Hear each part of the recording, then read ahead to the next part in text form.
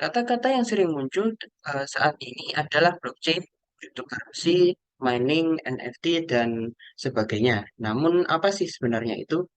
Mungkin di sini ada yang ingin masuk ke dunia teknologi revolusioner ini. Mungkin ada yang ingin dapat cuan dari mining. Mungkin ada yang ingin punya gambar monyet seharga 1 miliar ini. Nah, ini punya Justin Bieber. Kenapa bisa 1 miliar? Ya, tapi harga 1 miliar itu sebenarnya sudah turun sedikit. Nah, harga aslinya 20 miliar rupiah. Kasihan ya. Nah, ini cuman jadi cautionary tale aja. Kan untuk terjun ke dunia blockchain sendiri, namun untuk menjadi cerdas dalam berinvestasi. Blockchain sekarang sudah dipakai di mana-mana, tidak hanya cryptocurrency. Bisa digunakan untuk komunikasi kendaraan otomatis, bisa untuk koleksi data, pajak, dan banyak lainnya. Ini berarti blockchain adalah teknologi berkembang yang sangat berharga untuk didalami.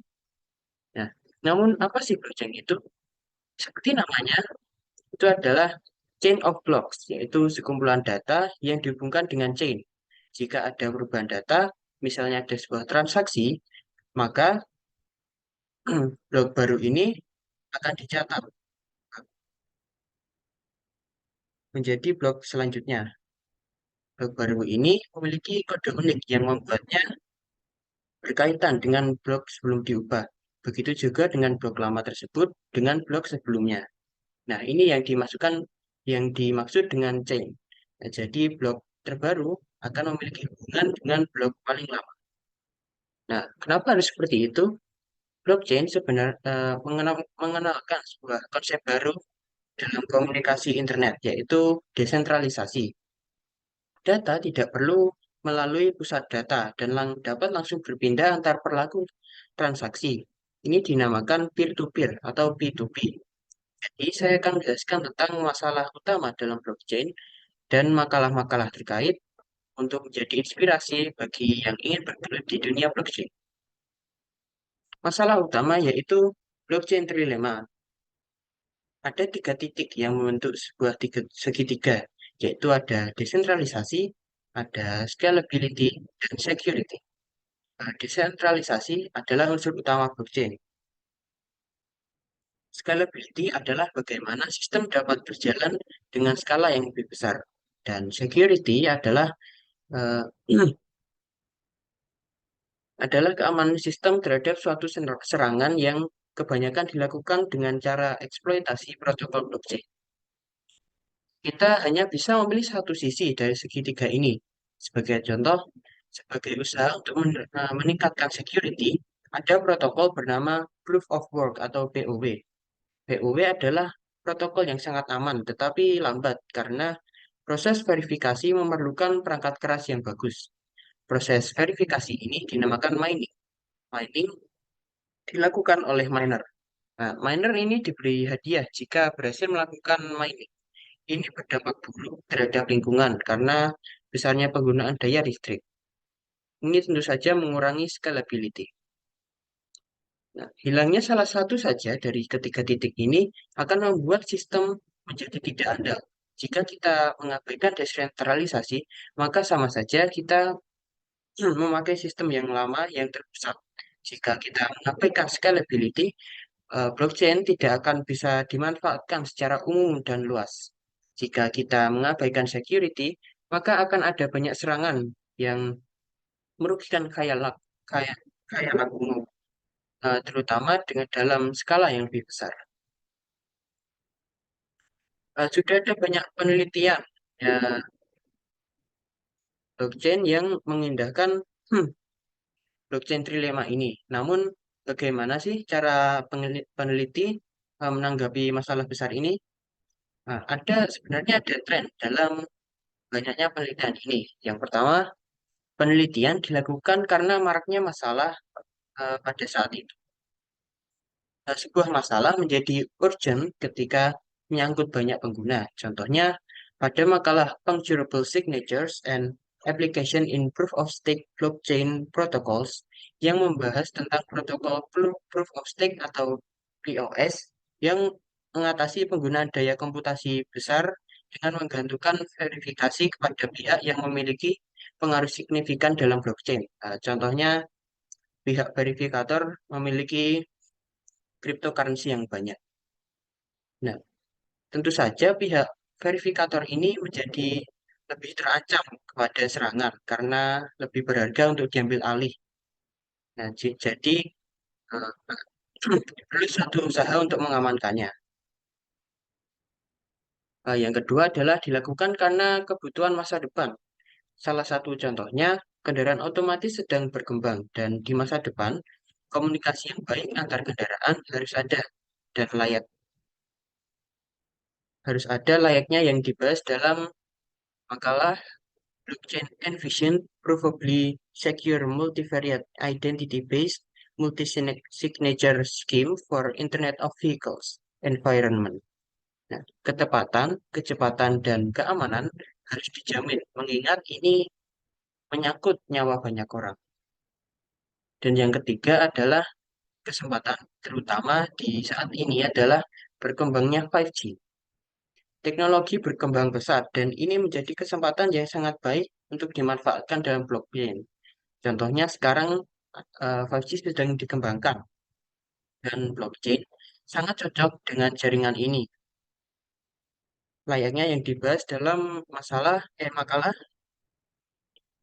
Quick Block Transport System for Scalable Hyperledger atau HLF blockchain over D2D assisted 5G networks. 5G yang cepat dapat menaikkan scalability blockchain, tetapi tantangan untuk mengimplementasikannya juga harus diperhatikan. Contohnya, 5G sangat sensitif terhadap delay. Nah, namun bagaimana bentuk-bentuk inovasi yang diteliti jika ini bisa diklasifikasikan?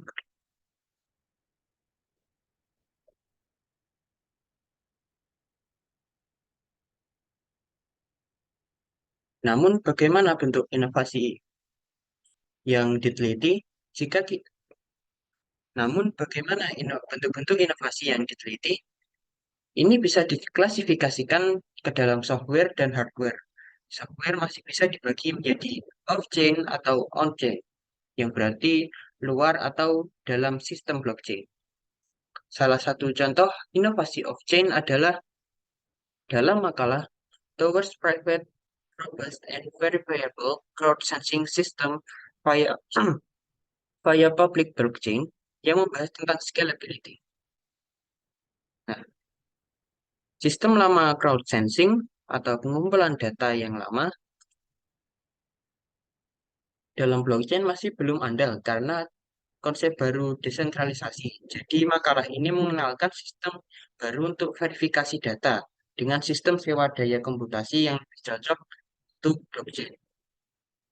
Inovasi on-chain contohnya adalah dalam makalah Block Access Control in Wireless Blockchain Network Design, Modeling and Analysis yang membahas tentang security.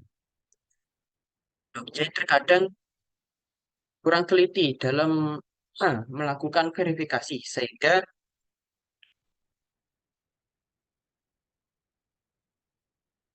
hingga akan ada dua chain of blocks yang berbeda yang seharusnya sama. Ini disebut forking atau pencabangan. Forking ini juga bisa terjadi secara sengaja. Jadi, makalah ini mengenalkan sistem yang lebih teliti dalam verifikasi dan jika sudah terjadi forking, maka blok yang seharusnya tidak ada bisa dibuang. Contoh inovasi hardware berupa hardware, contohnya adalah dalam makalah BCA 530 milliwatts multi-core blockchain accelerator for power constrained devices in securing decentralized networks yang membahas tentang scalability. Mungkin sudah banyak yang dengar dengan naiknya harga graphics card. Ini sebenarnya karena graphics card digunakan untuk mining. Makalah ini bertujuan untuk membuat hardware yang lebih efisien untuk blockchain. Nah, jadi kita sudah tahu tentang blockchain trilemma, yaitu tiga unsur utama yang salah satunya mau tidak mau diabaikan. Lalu bagaimana cara para peneliti menanggapinya, yaitu dengan memikirkan apa yang sedang terjadi di masa sekarang dan masa depan. Lalu bagaimana bentuk-bentuk inovasi yang eh, memperbaiki blockchain, contohnya di off-chain, on-chain, maupun hardware. Jadi, blockchain trilemma adalah masalah yang perlu diperhatikan jika kita ingin masuk ke dunia blockchain. Ketiga unsur dari desentralisasi, scalability, dan security itu sangat penting untuk diseimbangkan. Inovasi-inovasi yang dikemukakan oleh para peneliti akhir-akhir ini mempertimbangkan blockchain trilemma yang sedang terjadi saat ini dan dampaknya terhadap blockchain di masa depan. Inovasi yang dikemukakan memecahkan masalah dengan berbagai cara, yaitu off-chain, on-chain, dan hardware.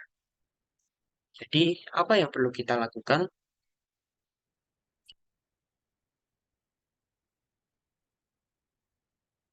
Eh, jadi, kita perlu mencontoh dari para peneliti tentang sikap oportunis, kritis, mengenai masalah masa kini dan masa depan. Kita juga dapat mendekati masalah dari berbagai perspektif untuk menemukannya, untuk menemukan cara yang paling efektif dan efisien. Terima kasih.